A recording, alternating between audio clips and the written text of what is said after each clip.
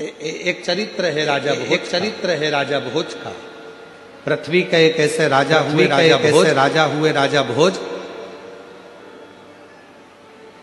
एक माता अहिल्या भाई, और दूसरे राजा भोज। ये दो शंकर के ऐसे उपासक हुए जिन्होंने अपने जीवन में करा कि शंकर भगवान के उद्धार करवाना और शंकर भगवान के मंदिरों का निर्माण करवाना। माहिल्याबाई होलकर जी शिव मंदिरों के बहुत निर्माण करवाए, बहुत। और आज खुशी इस बात की है एलईडी बंद पड़ी हैं, एलईडियां चालू करवाई है। बीच वाले पंडाल की एलईडियां बंद हैं।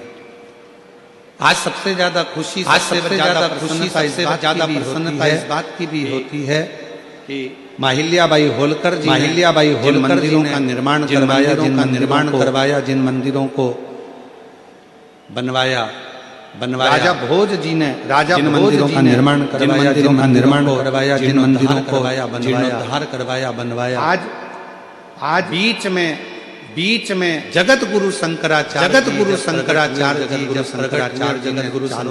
शंकर भगवान का खूब गुणगान किया दुनिया में, पूरे दुनिया में जगत गुरु शंकराचार्य जी की प्रेरणा से मंदिरों का शंकर भगवान की आराधना भारत की भूमि रही। पर बीच में एक ऐसा समय आ गया जिस समय में लोगों ने भगवान शंकर को एक और कर दिया था।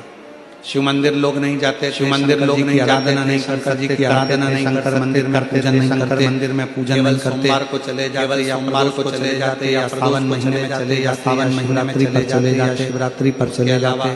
भगवान शंकर की आराधना करने कोई नहीं जाता। और आज जो माहिल्याबाई होलकर ने जो राजा भोज जी ने मंदिर जगत गुरु शंकराचार्य अपना पथ निश्चित करा, देख कर बड़ी खुशी होती है कि पूरे भारत की है कि पूरे भारत की मेरी जीजियां, मेरी बेटियां, और मेरे बुजुर्ग माँ बाप जिन शंकर जी के मंदिर में लोग ताला शंकर जी के मंदिर में अपार भीड़ पड़ी।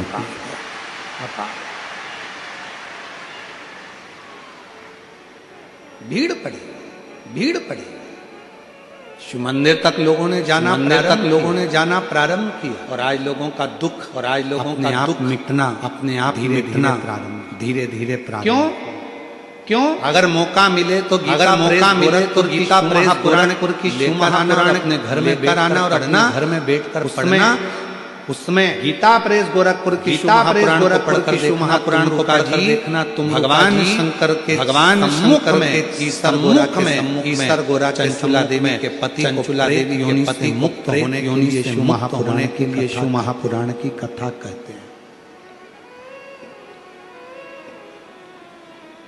और जब शिव महापुराण की पोथी पूरी होती है, शिव महापुराण की कथा जब पूरी भगवान शंकर भगवान ने मंगरुका जी से कहा कि विराम पर मैं आपको दक्षिणा क्या दूं?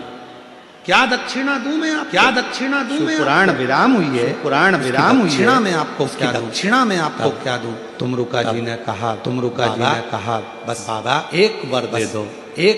कलयुग जब और कलयुग जब बढ़ता चले जाए, चारों तरफ कोई तन से कोई मन होगा, कोई मन से धन से दुखी होगा, कोई बीमारी से कोई बीमारियां कलयुग में बीमारियां जाएगी, इतनी बीमारियां बढ़ती, किसी का लीवर, किसी का थायराइड, किसी का थायराइड, कोई हार्ट, कोई नेत्र, कोई ना कोई बीमारी, कोई ना कोई बीमारी घिरती चली जाएगी जैसे जैसे कलयुग बढ़ेगा।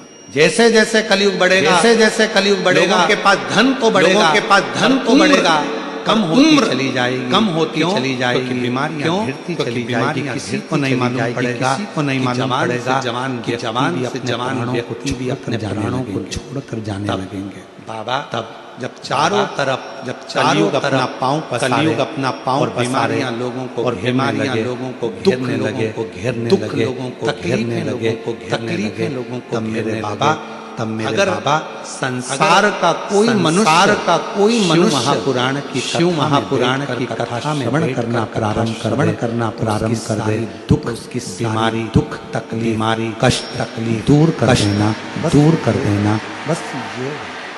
बस ये वर तुमरुका जी कर रहे हैं भगवान शंकर से कि भगवान केवल दक्षिणा में ये वर दे दीजिए, ये वर दे दीजिए। महापुराण की कथा को जिस भाव से जिस हृदय से श्रवण करता है उसकी वो मनोकामना आप पूर्ण करें। अब ये बात तो हो गई, तुमरुका जी ने देर में इतनी देर माँ पार्वती जी ईश्वर और गोरा के रूप में बैठी, तुमरुका जी ने उनसे भी कहा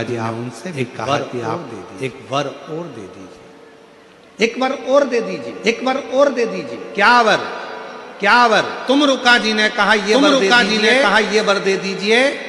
कोई कन्या, कोई स्त्री, कोई नारी भाव से कथा को सुन, मान लो वो अखंड सौभाग्यवती होकर कथा सुने, पति के लोग और मान बेधव्य हो गई, चला भी गया, किसी की जिंदगी में किसी की कुंवारा भी रह गई और उसका विवाह नहीं हुआ। अगर वो शिव महापुराण श्रवण कर ले अपने उसको पति और पिता और शिवलोक की प्राप्ति, शिवलोक की भटके नहीं और उसका कल्याण। ये शिव तत्व इसीलिए कलिकाल में शिव महापुराण की कथा की मूलता है।